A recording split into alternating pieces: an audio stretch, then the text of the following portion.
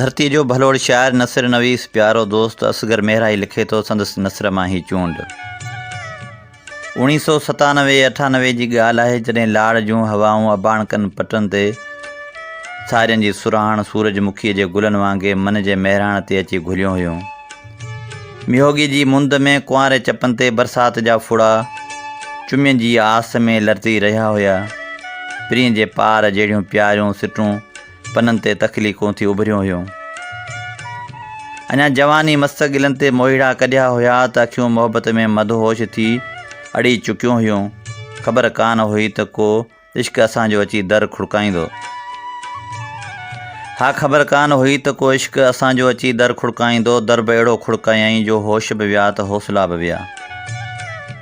हुस्नाकियुनि जे उन्हनि प्यारनि पटनि ते मचियल मोहबतनि जा पल माठ जूं चादरूं ओढ़े जॾहिं रिणनि जी राह में अॼु भुटकी रहिया आहिनि।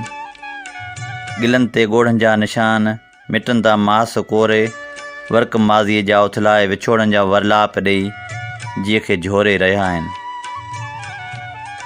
अॼु बि सॼी राति चंड सां चाहतनि जी ॾिनल चुमियुनि जी प्रचार करियां थो।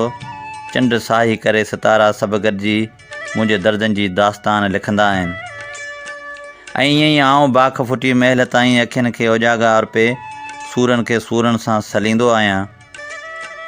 रहिया सूर साथी सॼी ज़िंदगी मिली कोन दुनिया में काई ख़ुशी। रहिया सूर साथी सॼी ज़िंदगी मिली कोन दुनिया में काई ख़ुशी। सॼी जान ॻणितियुनि में वेही ॻरी विछोड़नि जी अहिड़ी हवा लॻी। गुलनि खां जॾहिं दर्द दिलि खे मिलिया कंडनि सां रखी मूं तॾहिं दोस्ती। जॾहिं मूंखे पंहिंजनि विसारे छॾियो पले पई मुंहिंजे रुगो बेवसी। उमासुनि में असगरा उलझी पियो उमासनि में असगरा उलझी पियो अंधेरनि में घुरिजे नई रोशनी। रहिया सूर साथी सॼी ज़िंदगी मिली कोन दुनिया में काई ख़ुशी।